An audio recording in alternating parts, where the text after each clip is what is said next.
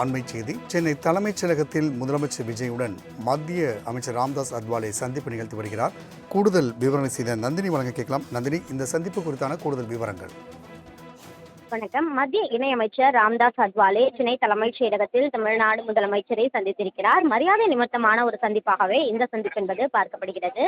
தமிழகத்தில் பல்வேறு நிகழ்ச்சிகளில் கலந்து கொள்ள வந்த ராம்தாஸ் அத்வாலே தற்போது சென்னை தலைமைச் செயலகத்தில் தமிழ்நாடு முதலமைச்சரை மரியாதை நிமித்தமாக சந்தித்து ஆலோசனை மேற்கொண்டு வருகிறார்.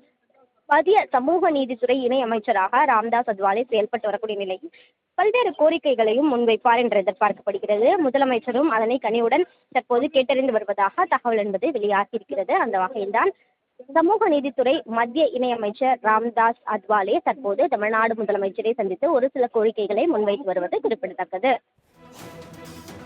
நந்தினி, தகவலுக்கு நன்றி.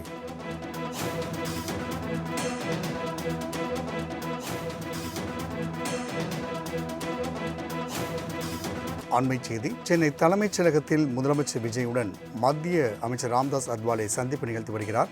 கூடுதல் விவரங்களை செய்த நந்தினி வழங்க கேட்கலாம். நந்தினி, இந்த சந்திப்பு குறித்தான கூடுதல் விவரங்கள்.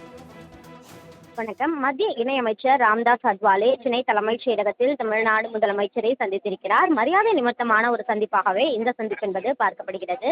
தமிழகத்தில் பல்வேறு நிகழ்ச்சிகளில் கலந்து கொள்ள வந்த ராம்தாஸ் அத்வாலே தற்போது சென்னை தலைமைச் செயலகத்தில் தமிழ்நாடு முதலமைச்சரை மரியாதை நிமித்தமாக சந்தித்து ஆலோசனை மேற்கொண்டு வருகிறார்.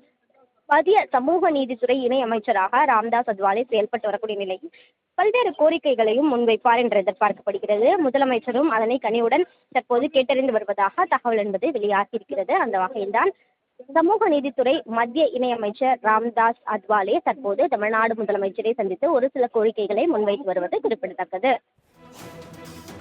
நந்தினி, தகவலுக்கு நன்றி.